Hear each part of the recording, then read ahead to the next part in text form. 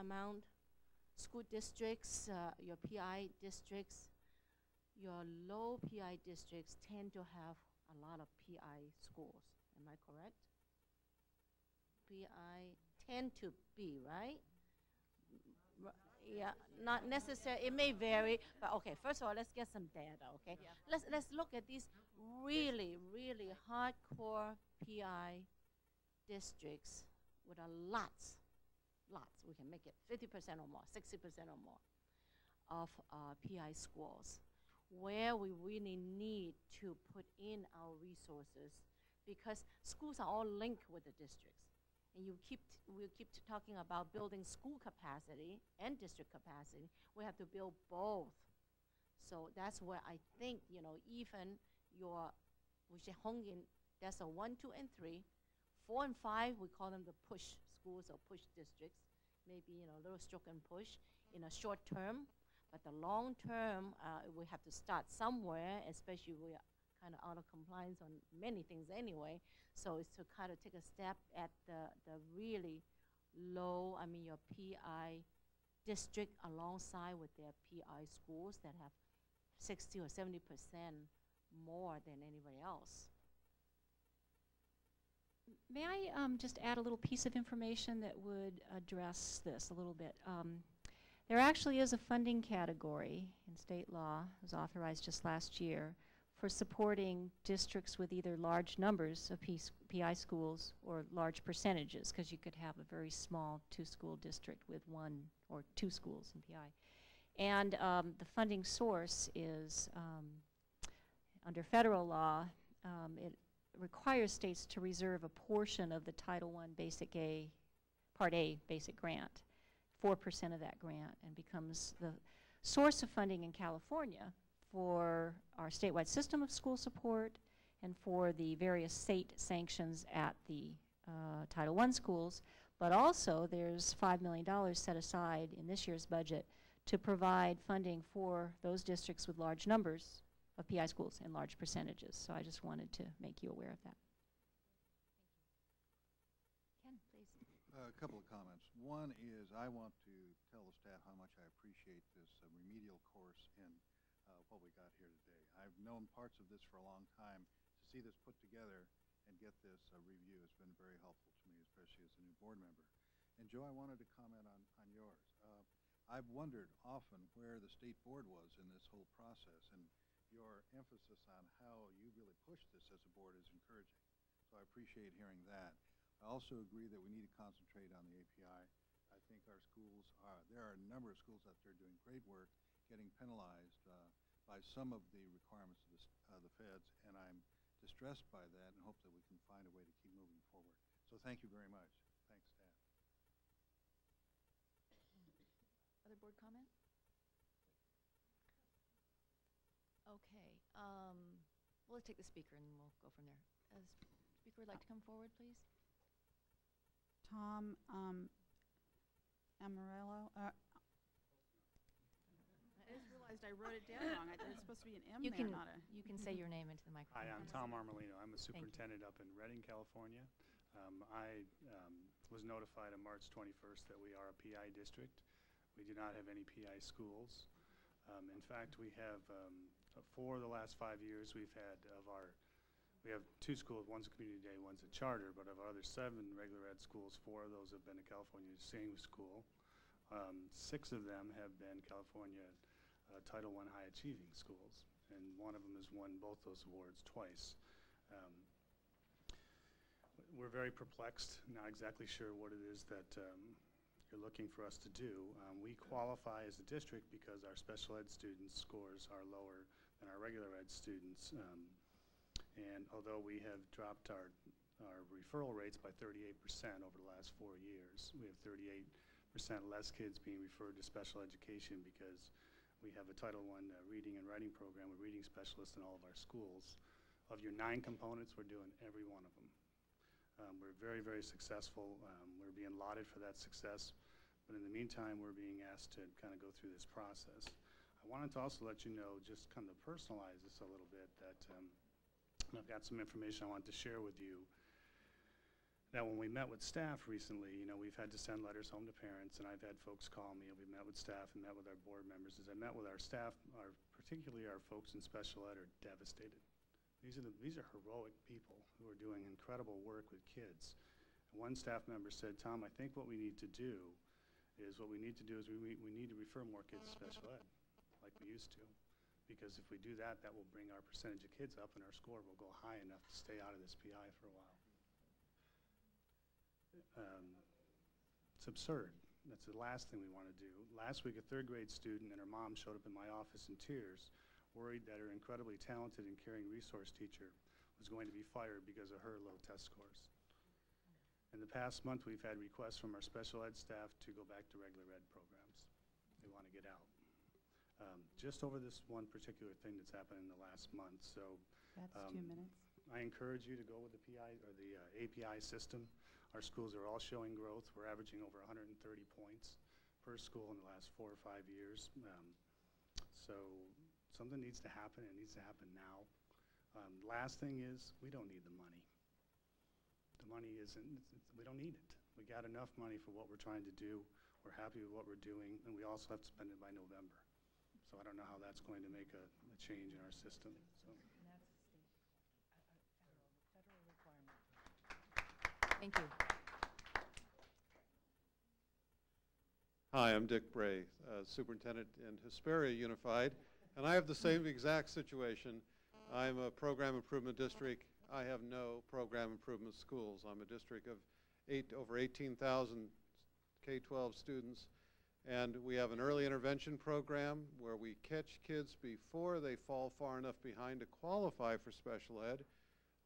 In the last 6 years that we've implemented this, 7 years now, our RSP count has gone down 68%. We only have 8.7% of our kids with actual IEPs. We're serving all the rest, though, in our early intervention program. So I have the same special ed number of staff as if I had 10, 12, 14% special ed kids identified, but they're all serving these kids. And we serve them instead of identifying them because we serve them early before they would qualify to be labeled special ed. But that has the effect, as you know, of then I've got in my identified special ed the lowest of the low, the neediest of the needy, and those kids by definition are not going to test proficient. I'm not going to get that subgroup ever to proficiency.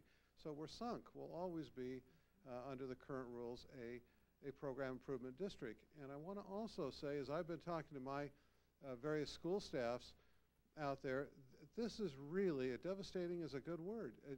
Our staff is so demoralized that here they are in a program that, by the way, just won the Magna Award from the National School Boards Association, and last year won the Golden Bell Award from the California CSBA. And it's and we're out training other schools in how to do it. I had one superintendent that called me last week and said, let's cancel the training because I see by doing it, it puts you in PI district status, and we don't want to go there. So, I mean, that's what a shame, because it's a good thing, and it's a good thing for kids. So please do something for us and do it right away, because this is having a tremendous effect in our districts. Thank you. Thank you. Any other public comment on this? Okay.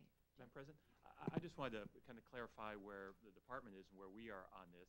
I circulated a strong proponent of API, and Joe is absolutely right on the much more accurate portrayal of how well a school district is doing is the growth. The reality is the starting line's not the same for all. When I speak to some of the Rotary clubs or some of the non-professional educator types, they ask, well, what, we want accountability in education. It's a pleasure for me to say we don't have just one accountability system.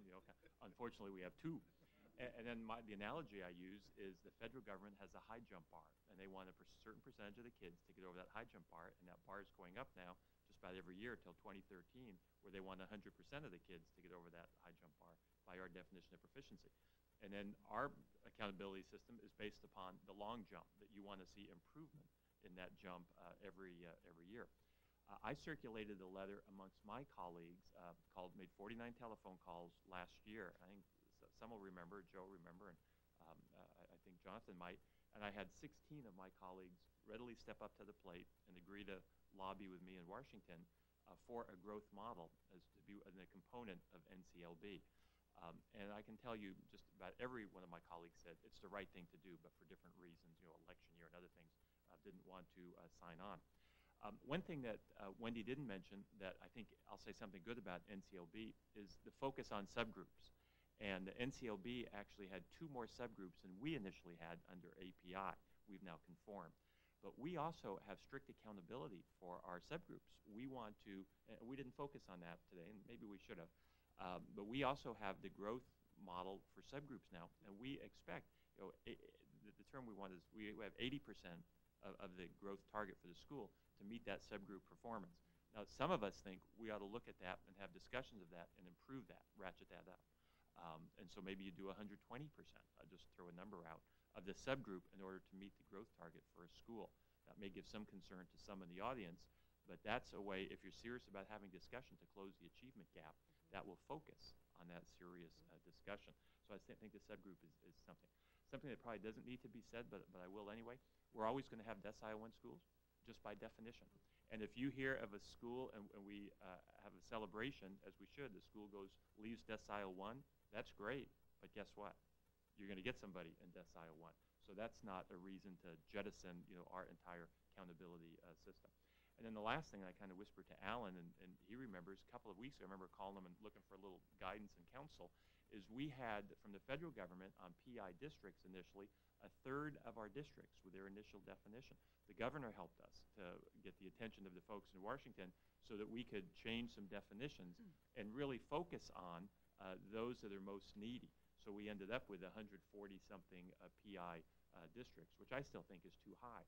Under our initial definition, it was, I think, a little less than 24 PI districts. But what kind of accountability system do you have when 1/3 of the districts are going to be, in your first year, considered a program improvement?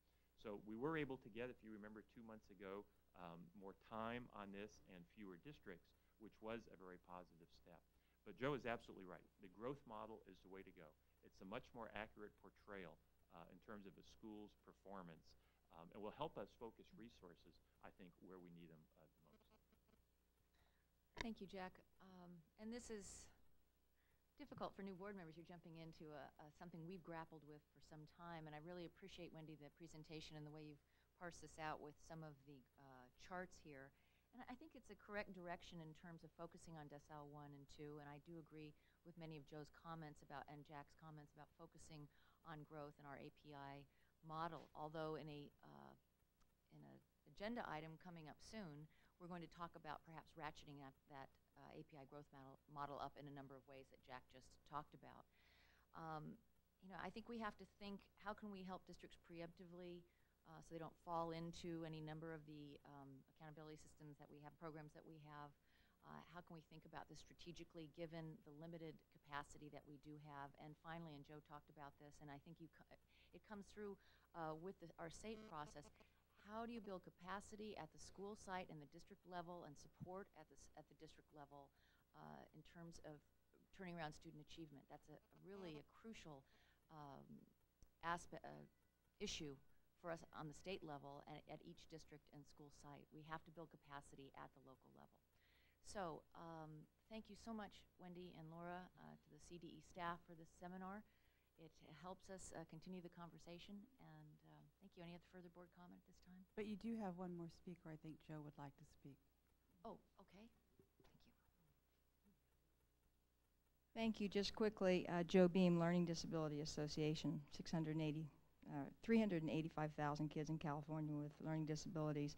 A question, maybe this is a good place to ask, or just a comment that might help school districts with the API and AYP problem. It is my understanding, and please correct me, I hope I'm wrong, that when a student, a special education student uses a, quote, modification as listed on their IEP or Section 504 plan, that their score, if the checkbox for they used a modification is checked, the score for AYP or API automatically drops to the lowest decile, the lowest percentile, the lowest score possible in terms of factoring that score in to the school and the district's performance ratings. Parents don't receive that, of course. Parents receive the earned score with the modification used, and so they're not aware of that. But I understand that that's what the regs say. If this is true, as it was explained to me, then it also is a disincentive, I would think, for superintendents to make sure, and principals to make sure that the students get the modifications that are listed on their IEP and Section 504 plans that would help them to be successful. So if it's state policy that scores are automatically reduced to the lowest possible basement level when they're factored in, this seems like we're shooting ourselves in the foot, and I don't understand why any state policy would do this. It levels the playing field. So why aren't these earned scores counted instead of them being just automatically reduced? Please clarify. Thank you. Thank you. That is a complicated issue, and we are going to be discussing the special education issues under number 7. So I'd like to defer an answer on that until we get to number 7, and then we can ask the CDE staff to talk a little bit about what happens when we and the federal government consider a modification such that it modifies the construct that's being tested on the test. And so Deb Sigmund will go into that either under item 7 or the assessment item. I appreciate that. And by the way, it's not the federal government that does that, because I go around, I've given 4 international talks in comparing to California, and this is unique to California. Thank you. Thank you very much. There has been a lot of conversation between state officials at the federal level. This will become clear as we go along, and I know Deb will help us out there. Thank you. Okay. No further board comment, no action necessary. All right. Board members, we're going to the proposed consent right now, and listen carefully. But first, we have 3 speakers on the proposed consent. I'm sorry? We have speakers on 3 items. It's 2 speakers. Would you like them to come up first? Yes, I'd like to, on the proposed consent, I'd like these speakers to come up first, please. Madam President, you need to announce the items that are on proposed consent. Thank you. Here I am. Okay. Proposed consent items 5, 6, 9, 15, 19, 20, 21, 22, 23, 26, 27, and 28. Madam President, because I am the superintendent of San Diego City Schools, I will not participate in the consent calendar, particularly with regard to number 28. Okay, thank you. And Madam President? yes. Because I am superintendent of the Oceanside Unified School District, I will not participate in consideration of the consent calendar, in particular items 23 and 28. Okay, thank you. They just got here and now they're leaving us. Only for a short time. Okay. May I? So as far as I know, in my sign-up list, I had Kim Ship down for items 9 and 15, and Sherry Griffith down for item 19. And if you wanted to speak on any of those and aren't sure if they're proposed consent, and I might not have gotten your name, come over and we'll check it out while they're speaking.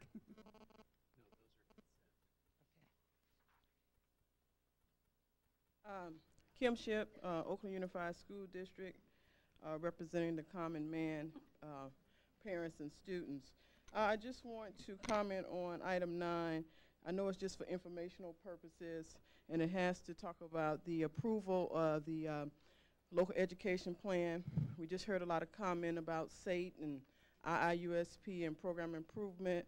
We are a program improvement district, and we do have to revise our local education plan. I think that part of the problem and some of the things that I did not see in the presentation is more parent involvement. Federal legislation, NCLB, under Enhanced Parents' Choice, say that parents should be involved in this process. And I think if we got more parent involvement, we may see some changes in terms of student achievement, because what I often find happening is that parents do not have the information in layman's terms, in other words, in terms that they can understand so that they can be able to act For example, we have 44 schools who are in program improvement. 13 of them are program improvement year 4.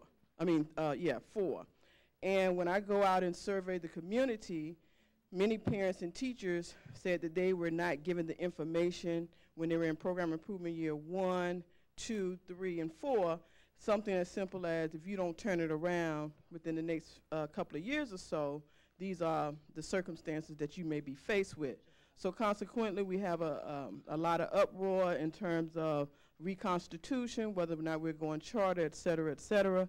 So I think under the law, which is supposed to be enhanced parent choice, which also includes the local education plan from down to the professional development, we need to just kind of reg that up for parents to have more involvement in their children's education. Thank you. What was 15? Okay, again, just for information purposes, the consolidated application, I am the district advisory chairperson, and the consolidated app has to come to us. And what we found is the consolidated app had a lot of errors in it, in terms of the carryover dollars amount, in terms of what was reported to the state, what the allocations were for schools were quite different than what schools actually got.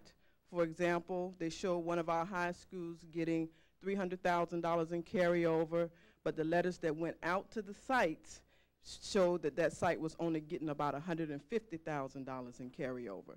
So this was not an isolated incident. What we found is these types of errors throughout the consolidated app. We know that that consolidated app was submitted to the state. There was a question on the carryover. We did some investigation and found out that the district was carrying over carryover. So I think that we know that we have limited resources at the state level. However, we need to do a little bit more checking in terms of districts just regging up these books opposed to what is actually going on in school, the school district itself. Thank you. Okay, thank you very much. And just as a point of information, there is no Oakland-related plan on either of those items, consolidated applications or either. Just had Okay. one question, Ruth. Yeah. Maybe Okay. should we go through this first? Let me go through this, and is it related to the? It's related to CONAP, actually. I saw two conflicting numbers in the agenda. Is it 3.2 billion or 2.4 billion that's distributed annually? I thought it was 2.4, but anybody from the department? Okay. In any event, let me just go through this. Are there any items that board members would like to pull on this proposed consent? And also, I just wanted to draw your attention to the last-minute blues on item 9, 19, and 22. I would like to pull item 26, so that's going to be pulled. And anyone else would like to? Yes, it's yours.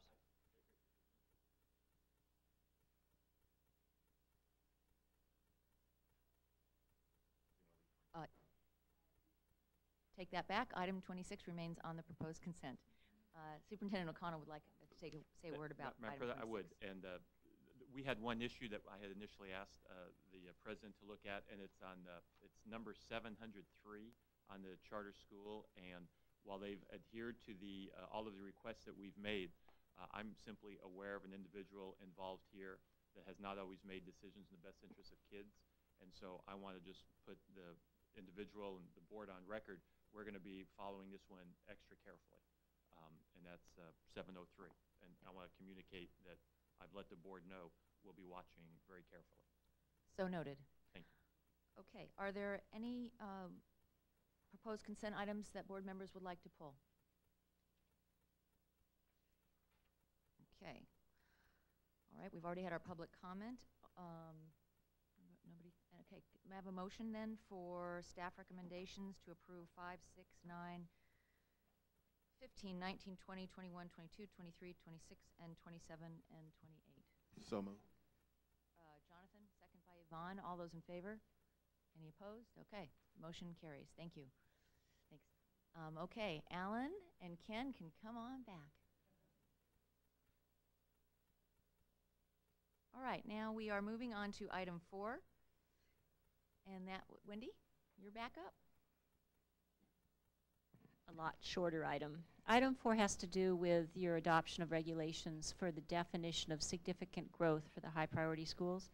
And at the March board meeting, you approved our staff recommendation for that definition, which I told you about earlier. And you directed us to send out the amended regulations for a 15-day period and then to bring them back to you. We looked at the regulations, and there's just a minor technical error. In section 1030.8, the words academic and significant were transposed. So in the last minute, we transposed them back, and we're asking that you approve that amendment to correct this technical error. Send the amended regulations out for another 13-day review, public comment period, and then if no objections are received, direct us to complete the rulemaking process and submit the regulations to the Office of Administrative Law for their approval. 15 days, probably. I don't know, 15? I think. Third 15-day. Okay. Third 15-day. Okay. Okay, Glee, second by Bonnie. All those in favor? Any opposed? Motion carries. Thank you. All right. Item 5 and 6 we've already been through, so we are on to item 7. A rather large item today. Part of it's being carried over, part of it's being... Oh, okay. We have Camille and Diane. Okay. Good morning. Good morning. I'm Diane Levin. I'm the administrator of the NCLB Implementation and Coordination Office, or as Joe Nunez might say, I'm one of the people chased by the AYP fiends on a daily basis. As Ruth mentioned to you all, this month the NCLB update item is going to be split into two portions. Tomorrow you're going to be hearing more about the letter from the U.S. Department of Education that denied California's waiver involving the CELT test. Deb Sigmund is going to cover that under item 40. Tomorrow you'll also hear about the proposed use of carryover funds, and that is going to be presented by Department of Finance and others. For this morning, we're going to cover two topics. I'm going to give you a very brief sort of continuation update of the program improvement districts and what we've done on their behalf since we met with you last. And we're also going to give you an update on the new guidelines issued from U.S. Department of Education for increased NCLB flexibility. So first, the PI districts. As you heard earlier, following the appeal process, the new grand total of PI districts is 142. We identified the districts, and you all voted at your March board meeting to go with the option for grade spans, which identified fewer districts.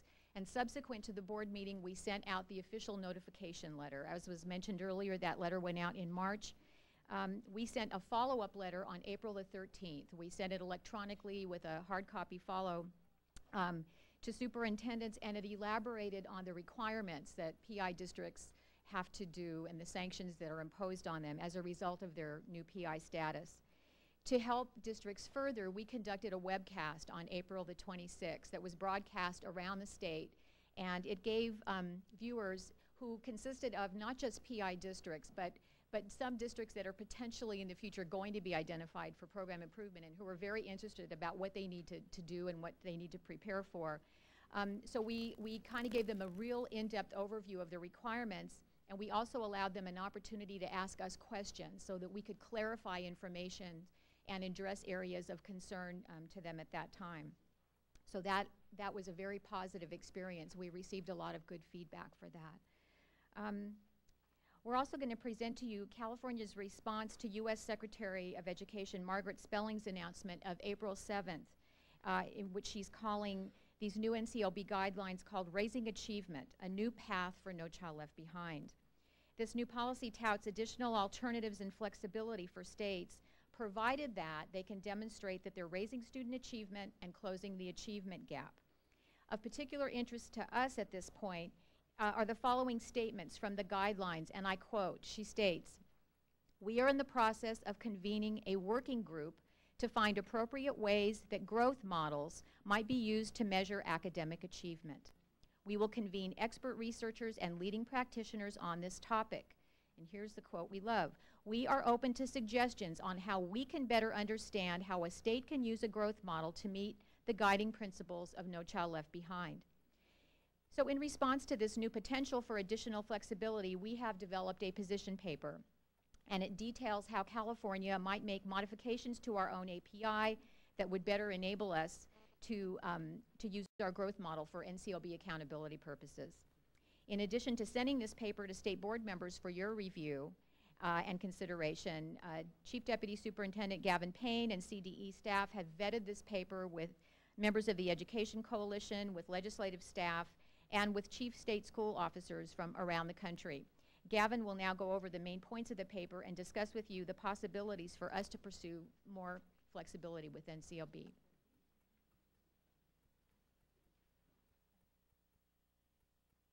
Thank you. Good morning.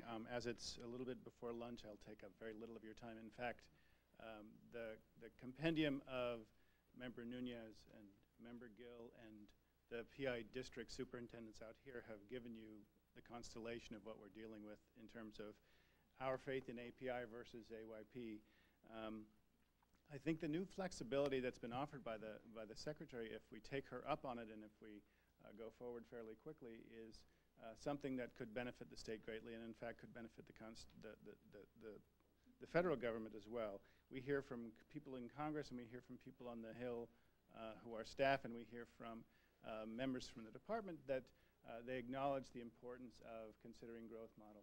In the organization to which Superintendent O'Connell belongs, the Council of Chief State School Officers, there was a very large roundtable a couple of weeks ago with Secretary Spellings, at which she outlined this flexibility and encouraged us states to participate with them in their work group process and to participate in coming forth to the federal government with proposals to take them up on their offer on flexibility. And so what we're proposing to do today is to request your permission to go forward and do that. The point that you made earlier, Member Gill, about how many schools and how many districts would still be subject to sanctions and interventions, what we're proposing is actually changing the metric for how you identify, sort of identifying the worst first, identifying the appropriate schools and districts. The constellation of interventions is not much different when you get into later years of PI than when you have California's system of API and our sanctions and our intervention system. So the consequences don't, under this proposal, change necessarily. We just are proposing to identify better the schools and districts that need that intervention. So the federal government has established, or will be establishing soon, a working group within the U.S. Department of Education that we expect to be participating in.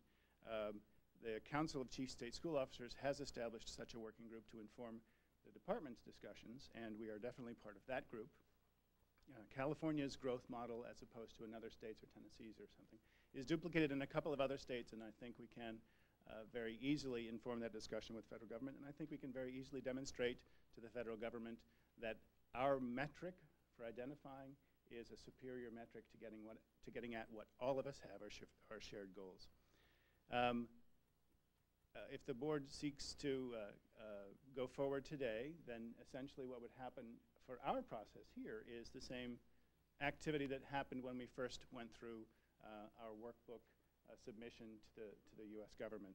We would go forward and start a negotiation process with the federal government. We would have a very iterative process that would come back here for check-ins, checkpoints, decision points with the board for several meetings probably into the future, and go from there and see how we can do best.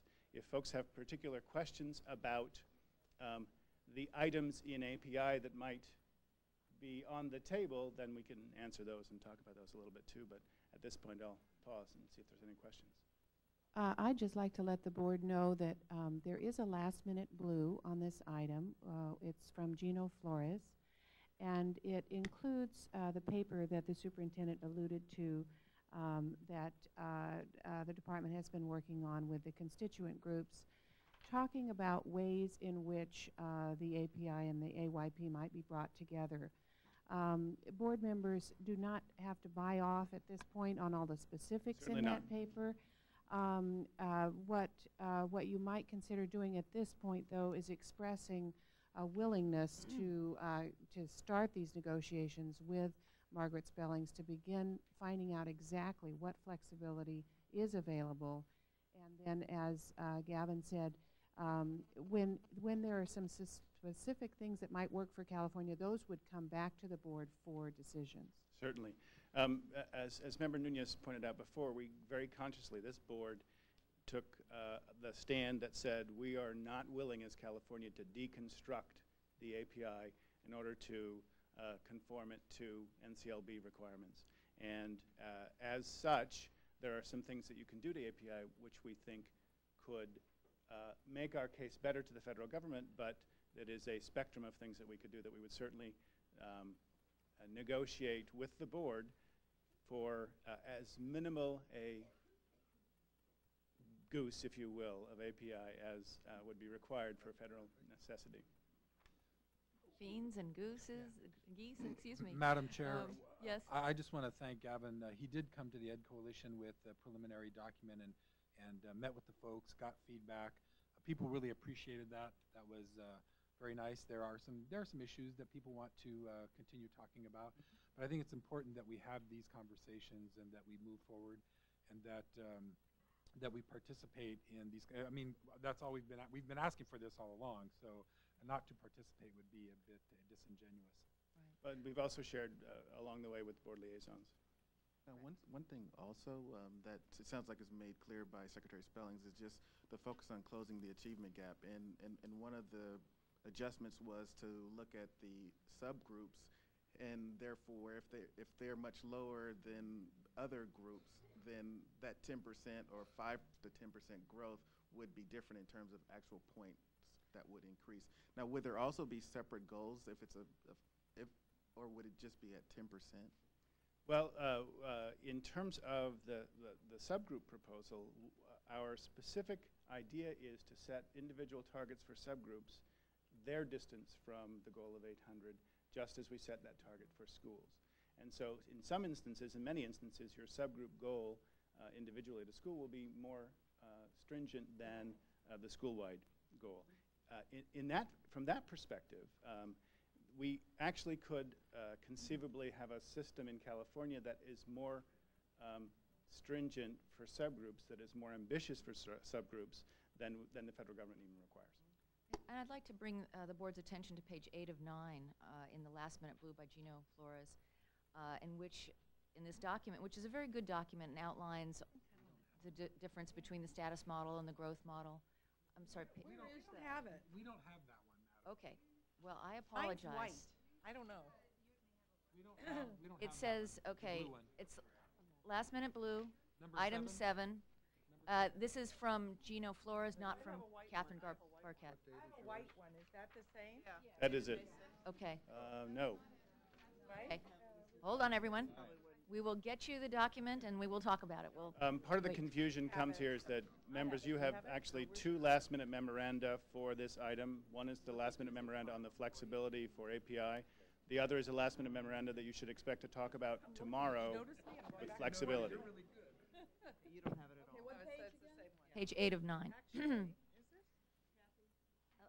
We'll hold on. Yeah, I didn't have, mine's white.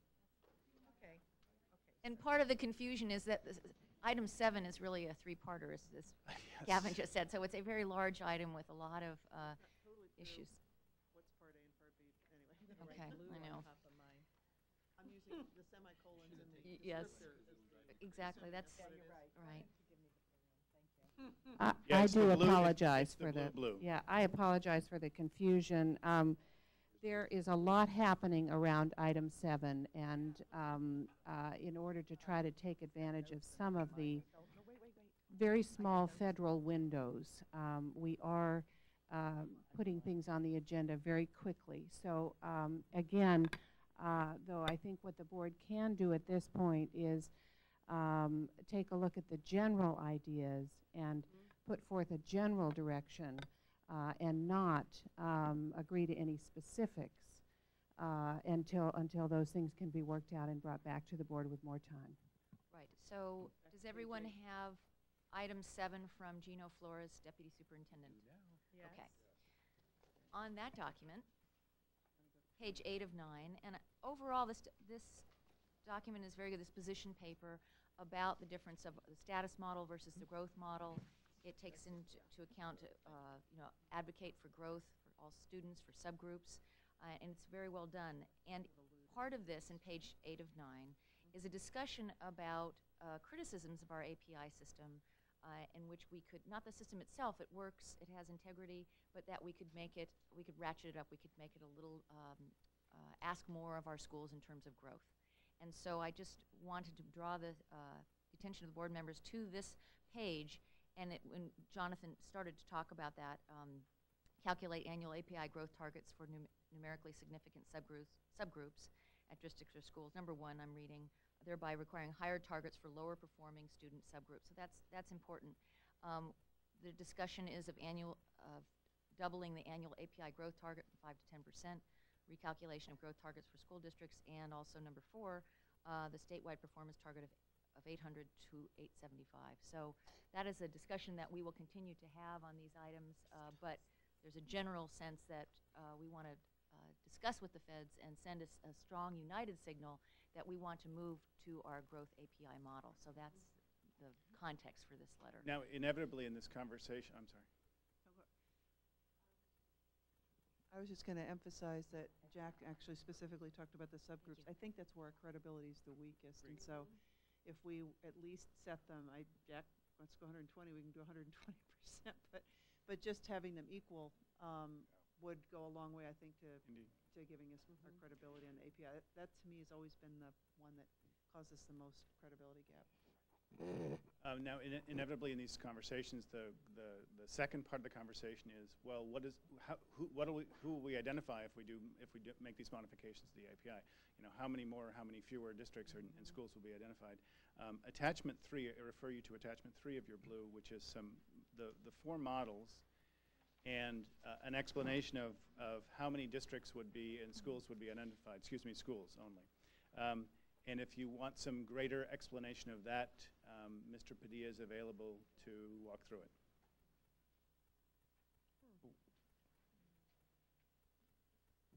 In fact, it might be informative on a couple of fronts for him to walk through it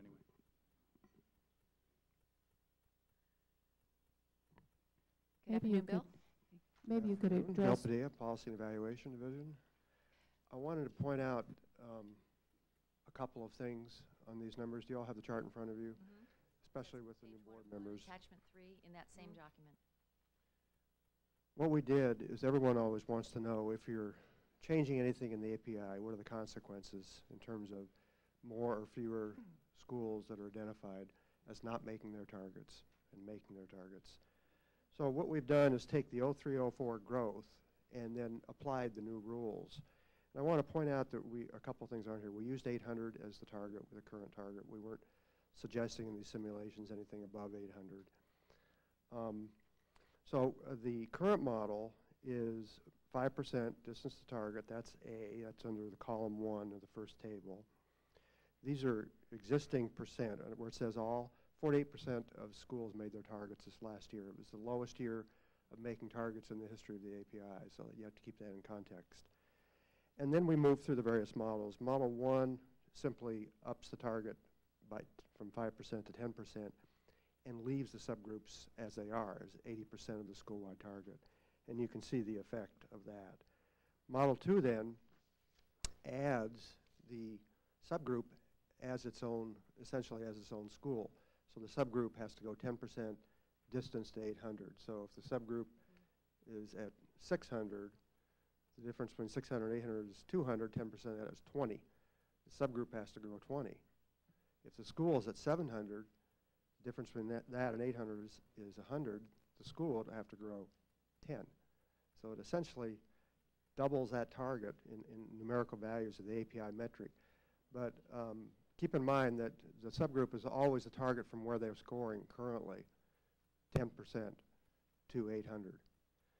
And then finally, Model 3 actually adds a minimum of 5-point growth. This comes from what we used to have under the awards system, where we asked schools to grow a minimum of 5 points to get an award. What this does is that as you get up in your APIs, essentially all you have to grow is 1 point for like 20 years. You just never get anywhere. And the common thing is it takes 88 years to make your API targets. This cuts it down considerably to around 20 years. So the combined effect of all these, as you can see now, as always and almost always on API stuff, when you seek to change things, we seem to have a differential impact among elementary, middle, and high. The high schoolers, it seems to impact a little bit heavier, and you can see that by this chart. Elementary schools tend to do pretty well on growth.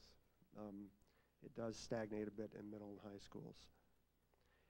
In addition, I wanted to show you what happens on the deciles. Take a look at where decile 1 under current method. This is existing method, 5% distance to target.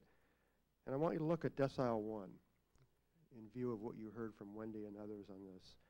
51% of decile 1 schools are making their target. These are the schools that we're intervening. Half of them are improving enough to make their target. And as you look down the other deciles, you see it's less, until you, of course, you get up into the stratosphere of decile 10 and 9. Now, why would that be? Why are decile 1 schools doing better than others?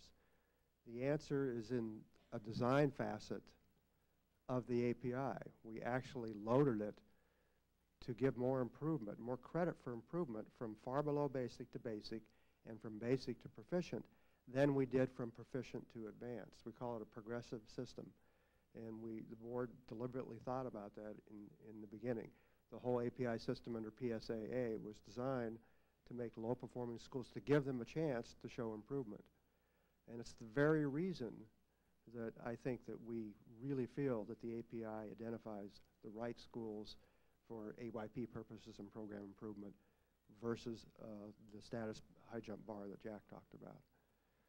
So these are the numbers, as you can see, but the impact, of course, is going to be heavier in decile 1 schools to go to these more aggressive target structures because they have further to go. So if you double the target, it's going to be harder for them.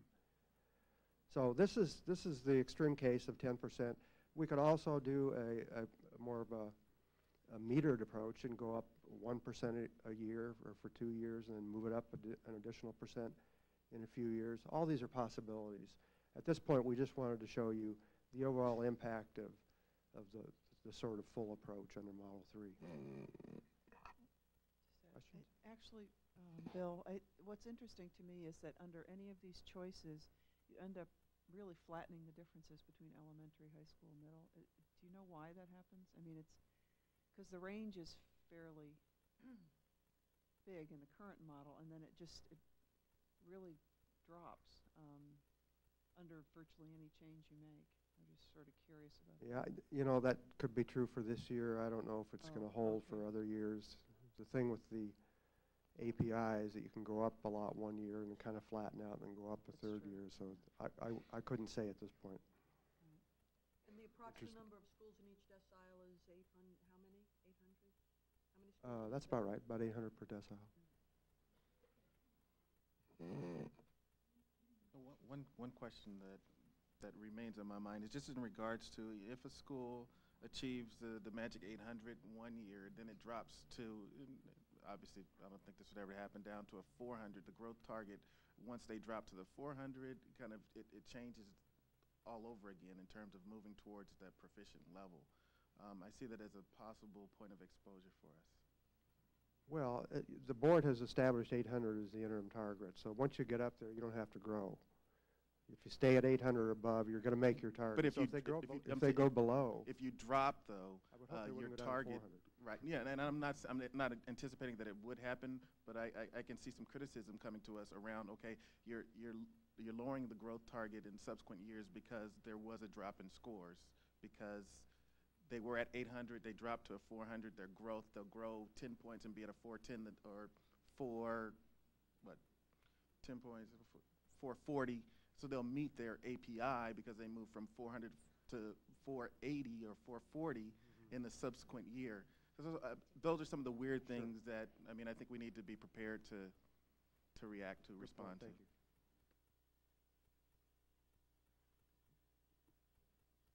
Thank you. I would actually ask your forbearance on one other item, if I could please, on this, and it is, let's consider it an ultra blue. In your baskets should be a one-pager front to back. It is a website from the U.S. Department of Education. Well, then they're coming. The reason this is, and I apologize, the reason this is an ultra blue is because we were just informed yesterday, late yesterday, that with regard to the special education flexibility, the federal government has issued some advice and information, and so Gino Flores is here to elucidate that a little bit more. Hello. Hello, Gino. The information that you have before you is just the press release, and if you'll notice off to the right-hand side of the front page of the press release, it says more resources. So on the website for the U.S. Department of Education, each one of those is a live link. And rather than kind of bury you in a number of last-minute items, we provided for you just the press release. There's been quite a flurry of activity in the last 24 hours. This came out about this time yesterday, California time, and in it, it is setting forth the promised more information from Secretary Spellings when she announced on April the 7th at Mount Vernon a new path towards NCLB flexibility. And at that time, she had raised the issue about an additional 2% of students with disabilities and a potential path for how we might include them in assessments and include their results in the accountability provisions. So this sets forth some information. I would politely say that it also raises many more questions than it provides answers, because there's some information in here. And in particular, you'll note that it talks about the current research that shows that there's about 2% of students with academic disabilities who can make progress towards grade level standards when they receive high quality instruction and modified assessments. So there's a question that's raised about what is that modified assessment. Also later in the description, it talks a lot about that we would assess students based on modified achievement standards. And within the document itself and the collections that are listed on the web link, there is not a real defined explanation of modified achievement standards. However, if you'll note on again, the press release that we've placed on front and back, I'll call your attention to go to the back first, which is the long-term policy. In the long-term policy, for which the U.S. Department of Education notes that they will be providing more guidance and regulations soon, the tenets there, or the goals, I'm sure that we would adhere to. One question that will come to the board later would be the item about ensuring that states have challenging, though modified achievement standards that enable all students to, or special education students, of course, to approach and even meet the grade level standards. So we need some clarity on that particular issue. The rest of them about measuring them with high quality alternative assessments and providing guidance and training and professional development, I'm sure we would hold to. In tomorrow's presentation on the RFS issues for discussion on the new STAR contract or proposal, there is an item that we would raise on about producing or asking the contractor to provide some information in this regard. So we can discuss that at that time. If you'll go to the other side, or the front page of the press release, about the short-term policies, the short-term options are ones that we'll need to engage with the U.S. Department of Education on in particular, because, again, there's a discussion about that at the statewide participation rates for students with disability, we must be at or above 95%. Well, statewide, we are currently at 97% based on the 2004 results, so certainly that would be applicable. And then again, the more information that will be necessary will follow in discussions with Ed on this issue. And if I may, I would indulge the board and the board president that at the March meeting, the state board, in reaction to the monitoring report that came, 1.3. Right, directed that we would, exactly right, directed give that. background to that, Gino. Oh yes, thank you, I'm sorry. For our new board members, in September of 2004, the U.S. Department of Education came out to monitor state activities around Title I. In doing such, they were monitoring the state in providing guidance and meeting all of the requirements, but they also then went to a few school districts in the state to see how the districts were reacting to that. Los Angeles Unified, Oakland, I'm sorry. Wasn't it Sacramento? Sacramento, yes, and I think they had a telephone conversation with Long Beach and with Stockton. But nevertheless, they then produced a report delivered to us in December. And in there, they had cited a number of activities that they thought were needed some more information or needed some alteration. The board, we then responded to that monitoring report, and the board received it in January and asked for more time while we entered into discussion. Of the items, two of particular note were about how the state of California identified districts for program improvement, and you've heard from various entities already around that. And the superintendent mentioned that before, our procedures identified about 14 districts for program improvement, and the federal government did not allow us to use a provision of the API, for which then we entered in negotiations with the federal government and had a different approach to that. The other keynote was that there was a question about the use of out-of-level assessments and assessing students with modifications and counting those students in the participation rate that we presented to, that we reported. Now, we have, by the board's direction, been engaging in the with the U.S. Department of Education around that issue. And in particular, the item 1.3 in this report, or the special education testing issue, the federal government asked us to wait until further announcements. So there was an announcement in April of 7, but it didn't clarify for us. They said to wait for further clarification. So we presume that yesterday's press release and the accompanying attachments, which I did not provide for you, but that are publicly on the link and we can make available to all the board members, would provide more clarity, and they don't exactly for California.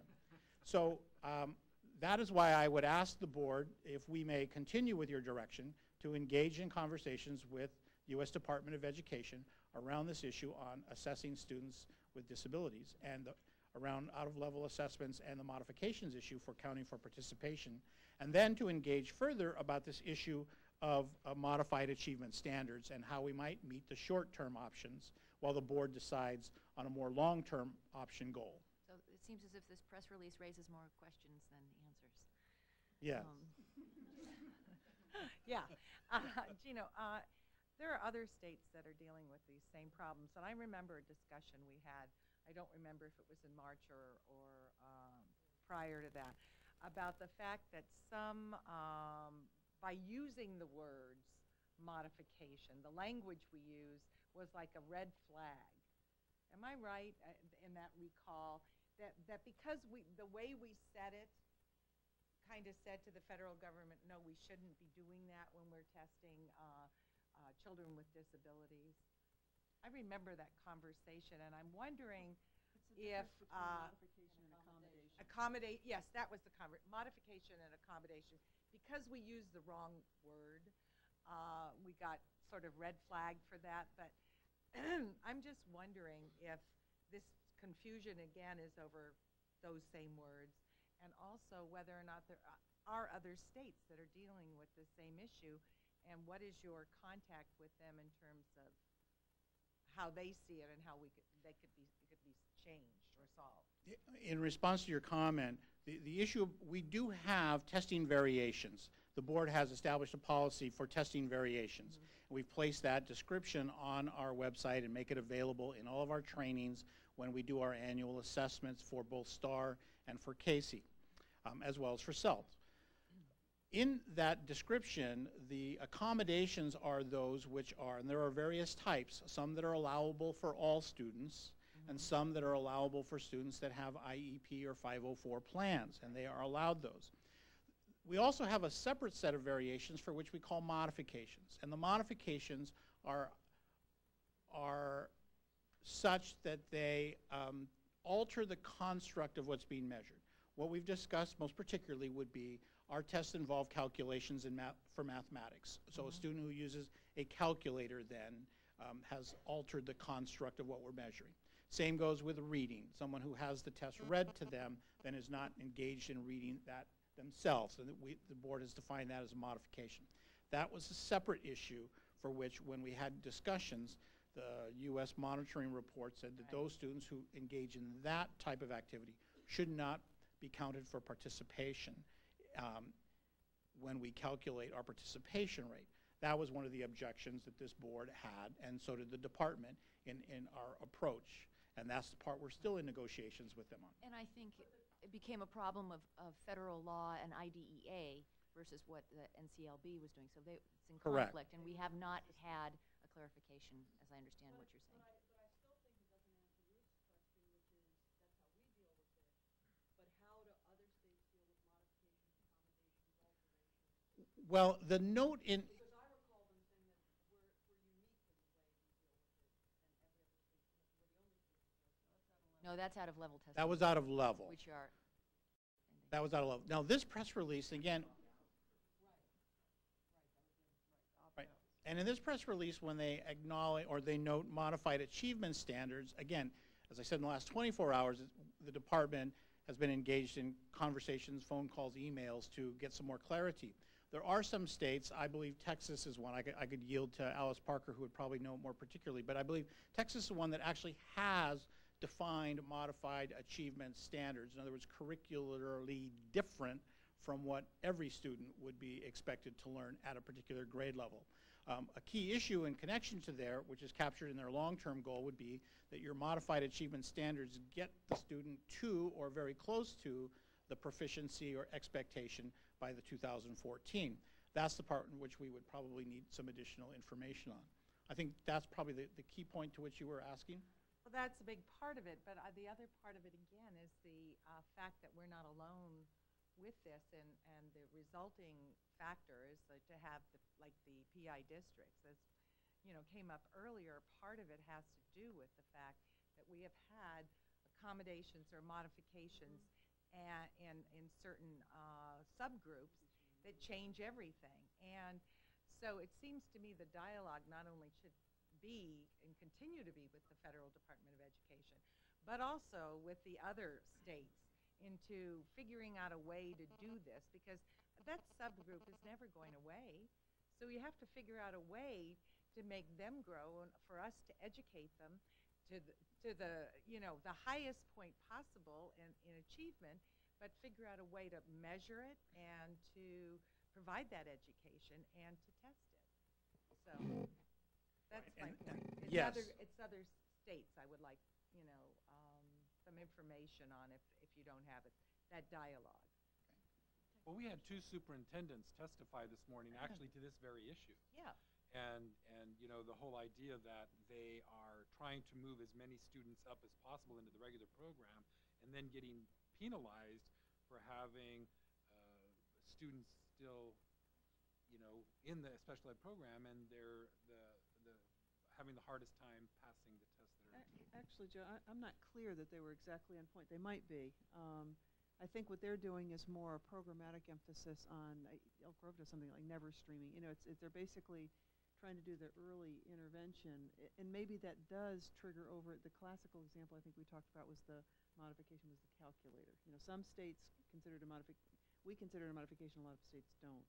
And so there could be some kids in that classification in Hesperia and Reading and other districts that might fall into that. So I was sort of curious to the extent, I don't know how many others are out there besides those two that are PI districts without schools, but if that's the underlying cause, I'm sure, that situation gets brought into the discussions, because other states must do the same thing too, where districts are trying to avoid kids being classified, not for reasons of anything, but trying to make sure that the kid gets the best benefit through the school. So we don't want to penalize that academic model, when they're trying to do that. Although let's put this in context of numbers. Alice, perhaps you can tell us how many students have modifications on their tests.